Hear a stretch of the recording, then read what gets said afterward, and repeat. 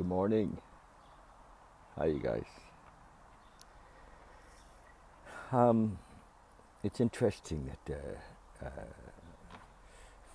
every morning I get to do this, and I feel blessed to be able to share, and yet sometimes you know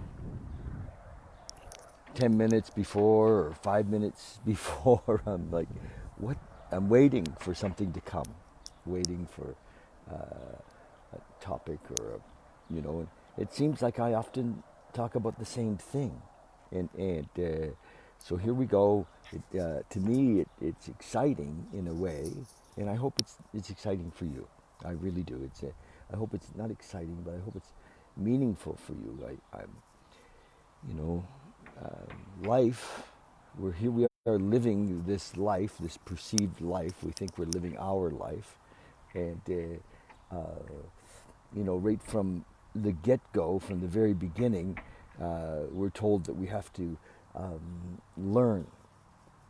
We have to learn and get a lot of skills so that we can get through life successfully.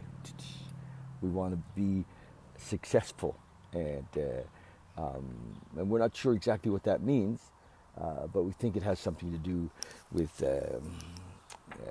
accomplishment or money, or we think it has something to do with how we interact with people, and and many of us struggled in those areas and have struggled in those areas, and we went back and took lots of courses. I was a course junkie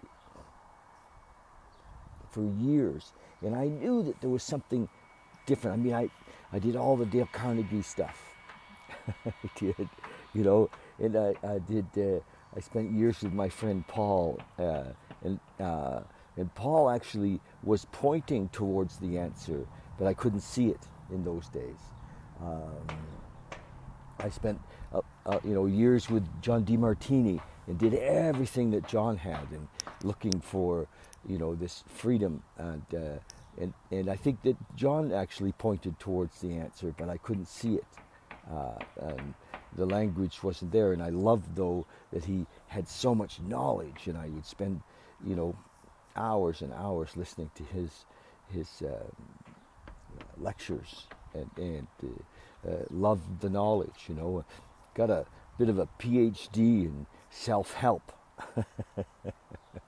I did, and read all the books, back to Norman Vincent Peale, and all kinds of, and many of them, the books and the teachers pointed towards a spiritual solution, but didn't really say the one thing, or I didn't hear it, that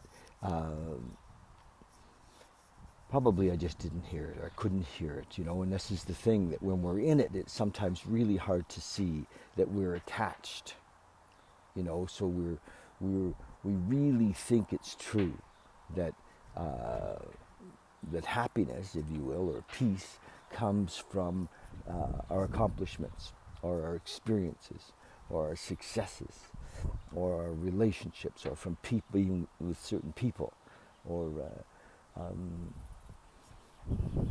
if we meditate long enough, we can find it, and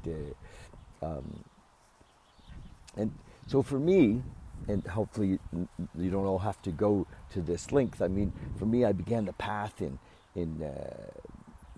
back in the 70s, and of searching, and I remember reading "I'm Okay, You're Okay," and what's his name wrote the erogenous, erroneous zones. I don't know. I read a lot of stuff. I really did, and books kind of lifted me up. There's no question. They did. They lifted me up, but not to where I found peace. And so, is that what we're after? Is anybody interested in living in peace? And what I've discovered is that as we surrender all of our life, as we surrender, it doesn't mean that we don't have a life. It doesn't mean that we're not still engaged, and that stuff doesn't come up, or that there aren't challenges.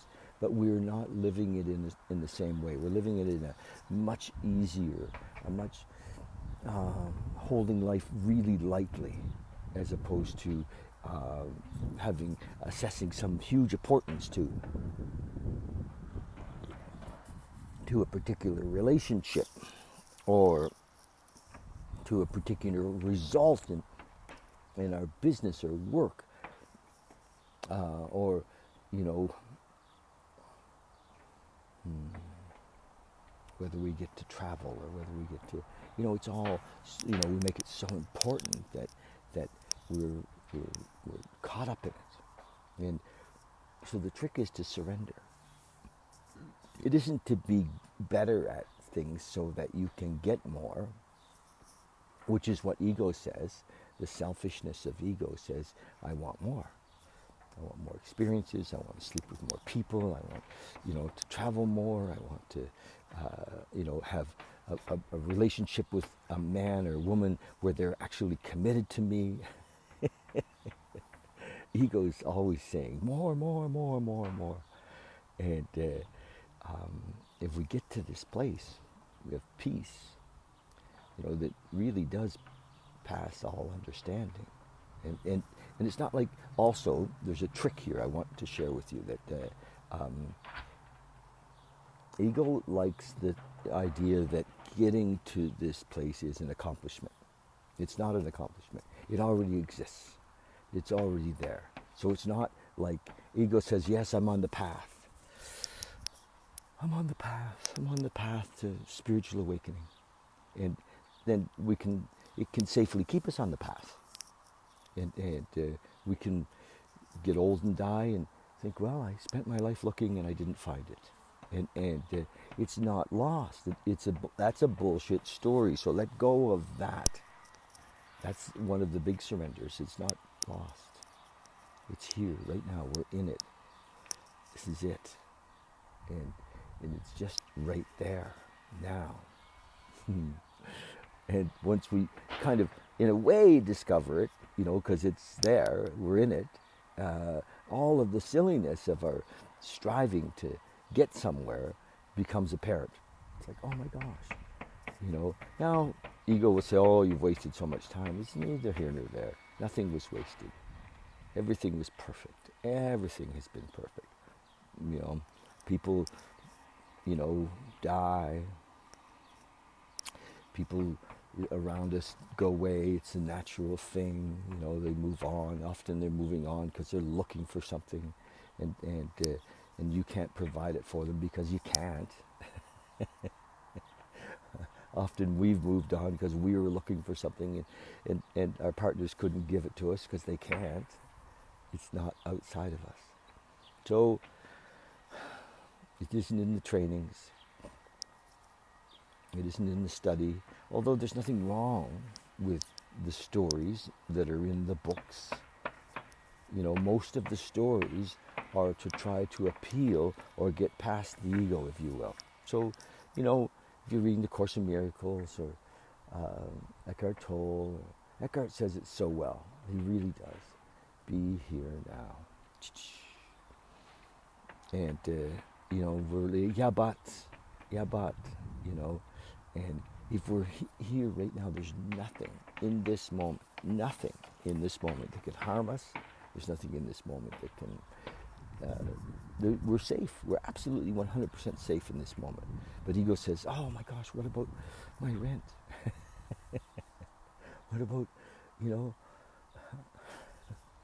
it's always taking us out of the moment to look at what it perceives is not there because it wants a job. And so, just be free. Be free in this moment. It's here, right now. You need nothing, absolutely nothing. That's the beauty. And it's actually the process for those of you that listen to this and you're part of the 12 steps of awakening. That's the process that we get, this fundamental change that Carl Jung spoke of. We go from ego-based, what's in it for me, to love-based, how can I serve thee? And in each moment, we change our context of life. So we don't have to do anything. We don't have to do anything. We can just sit if we like. But life will move us. Life does move us, because life is moving in a way. It's not necessarily we think it's in time, but it's just, we're in this body. We're in this. We've taken this form. So here we are. Might as well enjoy. So we're not in a panic trying to get anything. Just enjoy. Just be here in love. And so what needs to happen will be apparent. It'll show up. It'll be like, oh, this is what needs to happen. So we listen, we trust intuition, we trust the voice of the moment of God. And becomes a beautiful, everything, we live in acceptance, we live in joy, we live in freedom, we live in unconditional love as a result of that. So that's the possibility. I have my little book that I read from every day. I'm going to do that. I think it's the 12th. Is it the 12th of August? Oh my gosh. It is, I'm pretty sure, the 12th of August. Oh, hi, Crow. And then everything that's in this life becomes kind of amazing. It's like, oh my gosh, look at the light. Look at the leaves. It becomes like we really hear, we see. When we're living in fear, when we're living in doubt, when we're living in shame, when we're living in guilt, we can't see the beauty. Can't hear the crow. We hear it, and this morning there's fellas doing work on a house, maybe a half a block away, and I can hear them, and it's kind of cool, So we really experience that. I'm in my bare feet on the grass, and we feel the grass, and feel our bodies, and be in our bodies, and be here now. Feel the breath. Hey, Crow. Yes, everything's possible. It really is. So, it might seem crazy. I might seem crazy living in the moment. But who gives a shit, right? That's just the way it is. And I'm so grateful. I am grateful. Because for many, many years I struggled, in a way, knowing, and in prayer too. I was praying, saying, God, show me the big picture. Show me the 5,000 foot view. Show me, show yourself. And, and in that prayer, eventually, I kind of had to lose everything. And whatever, and so everything did disappear, and I was holding on to it so tightly. I was like, oh no, I can't, what happens, if I lose all this stuff, my ego was like, oh my God, who will I be? I won't be this guy, and who I imagined myself to be, image baby, holding on to image and perceived status, craziness. So to surrender all of that, just to let it go. And a couple of things have hung around, but not tightly. Like I got to keep my motorcycle, but not from with a real appreciation, not from a place of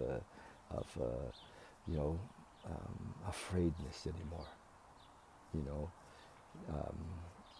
If it's meant to go, it'll go. It doesn't matter anymore. When I have it, I love it, enjoy it, get to ride it. It's like, oh my gosh.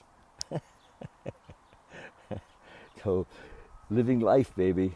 That's it. Okay, the 12th, I think. August the 12th, is that right? I think it is. There was nothing left for us. This is from the 24-hour day book. There was nothing left for us but to pick up the simple kit of spiritual tools laid at our feet by AA, or the 12-step program.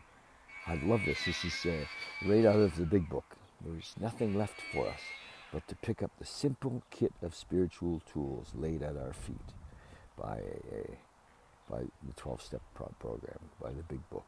By doing so, we have a spiritual experience. So this is the difference between a belief this is difference between the belief in a God, or belief in some sort of of spirituality. We call it, we're on the spiritual path, we say. It's the difference between a belief and a spiritual experience. And then the spiritual experience that comes from the steps. And there's other ways, but there's many ways, actually. Not that there's anywhere to go, because it's right here, but we clear away enough wreckage of the past in the steps that it's revealed. It's revealed.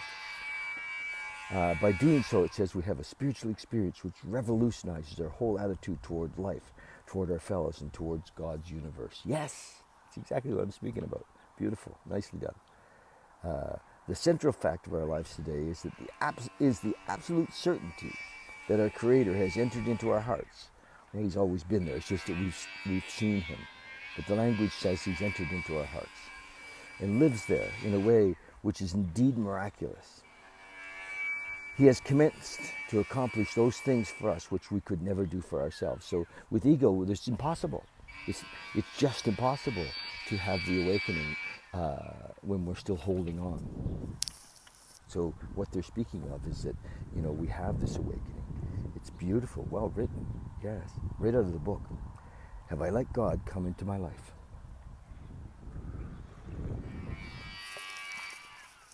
In a way, there is no my life. There is no my life. It's all God's. Just have I realized that I am not in control? Have I realized that my crazy thinking, always gets me in trouble? I used to say that I had the Midas touch. Everything I touched turned to shit. Anyway, and then it's shifted. It doesn't matter anymore. Meditation for the day. The moment a thing seems wrong to you, or a person's actions to be not what you think they should be, at that moment begins your obligation or responsibility to pray for those wrongs to be righted, or that person to be changed. Well, I don't know about that. I think we might, in a way, we just love and we pray for people that they come to know God's will in their life. That's what I pray for, is that people come to know God's will in their life, or the universe's will, or, that they get this, what I have, this amazing connection, this surrender. But my path is the path of acceptance, the path of compassion. Because when we're stuck in it, as I have been for many, many, many years, when we're stuck in it, we can't see. So this is why we do this every morning, to help us see, help you see, help me see. This is a beautiful service for me.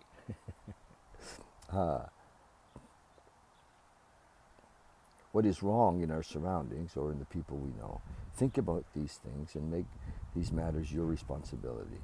Not to interfere or to be a busybody, but to pray that change may come through your influence. Yes.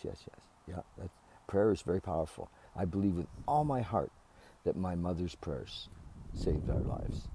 When you look at my family and the brothers, I have 3 brothers and myself and my sister, I really do believe that our mother's prayers, and I've stopped actually thinking that somebody's path, wherever they are on it, is wrong.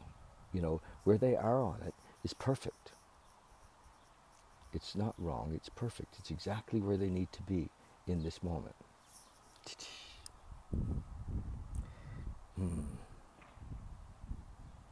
may see lives altered and evils banished in time. You can become a force for good wherever you are. So I do seriously believe that we have the possibility to influence the spheres. We live in, like, the I laugh when we think about the Matrix, but we are, our energy has value, and Our energy has value. When you walk into a room and somebody's really full of light, and it's just there. Our energy has value, so prayer can, direct. So if there's somebody in your life that you feel is in a lot of pain and holding on to how they think life should be, send them love and prayer. Make a prayer list and pray for them, and not that they will find anything but God's will for them. That's it, just God's will for them, and it's a beautiful thing, life's will for them. They will find themselves, because we are our natural state. That was the big shift for me. The big shift for me was when I realized that I didn't have to change.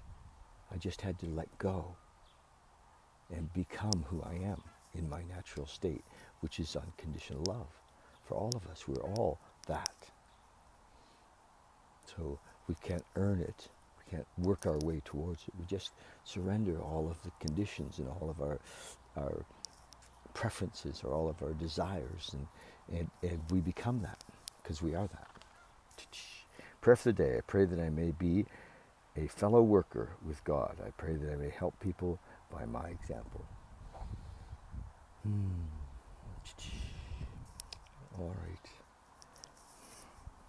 A couple of quick things.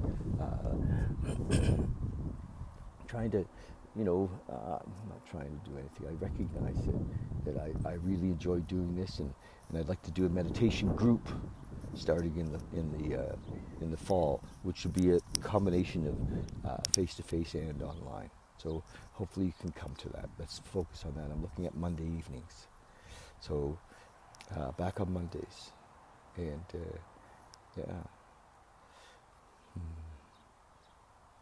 And if anybody's interested in that, the 12-step program of action, I'm going to lead a big book study. It's beautiful, through that process to see and become, it's so simply done. There's a bit of work involved, but it's a beautiful awakening process. That may be Tuesday evenings. We'll see. And yeah, follow us on YouTube. We're on Valley and Beyond on YouTube. I'd love it if you do that. And love it if you share our YouTube videos a bit, so that we can build that YouTube thing. That's it. This is my path. I hope my path. In the moment, it seems like, in many ways, I don't know, it's all ego. Ego says, oh, you've been training for 40 years for this. Whatever. I just love doing it. So thank you. And chat soon. And if you have something coming up, if you just want to talk, if you're, caught in a bit of confusion or trying to sort some things out, call me. We'll talk, and I'm here for that. Yeah. So, okay. Love you lots.